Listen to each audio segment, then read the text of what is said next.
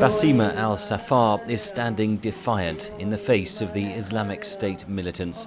Last month, she was forced to flee her home in the northern Iraqi city of al-Qosh, one of the most ancient Christian settlements in the world. She returned after Kurdish Peshmerga forces pushed back the militants. ISIS came here and tried to kick us out of our home and country. They are strangers in this land. The people who got harmed the most by this are the Christians and the Yazidis. Since her return, al-Safar has transformed her house into an eye-catching museum of Iraq's Christian heritage. With IS militants just a few kilometers away, it is a brave stance. Father Gabriel Tuma is the prior of the Lady Mary Monastery in al-Qosh. For the families living in this old city, it wasn't easy. It wasn't easy for us because of the danger.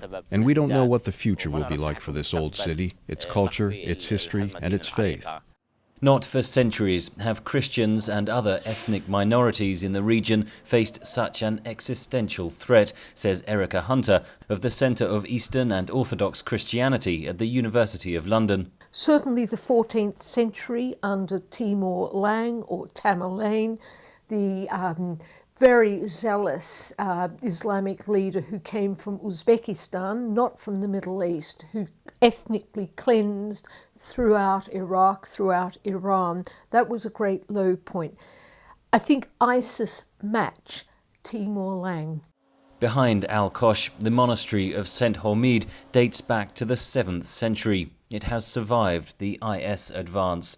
Other holy sites may not be so lucky. The monastery's relics are icons which are medieval and truly precious to the whole of Iraq's cultural heritage. Probably have been destroyed if one knows ISIS's track record. The monastery of St. Hormid offers a spectacular view south towards Mosul and the territory now under IS control. Kurdish Peshmerga fighters say they will defend al-Qosh to the death. When the families left al-Qosh, there were only about 60 armed men to defend the city. The next day, the number grew to 200, and more over the following days. Christian communities that have fallen to the Islamic State have been forced to convert to Islam, pay a special tax, or be killed.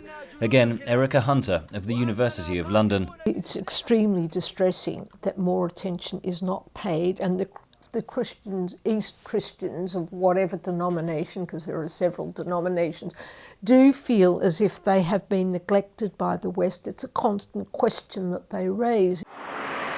Religious minorities in Iraq have lived through centuries of persecution. They are determined to hold out against the latest threat, no matter how potent it may be. Henry Ridgwell for VOA News, London.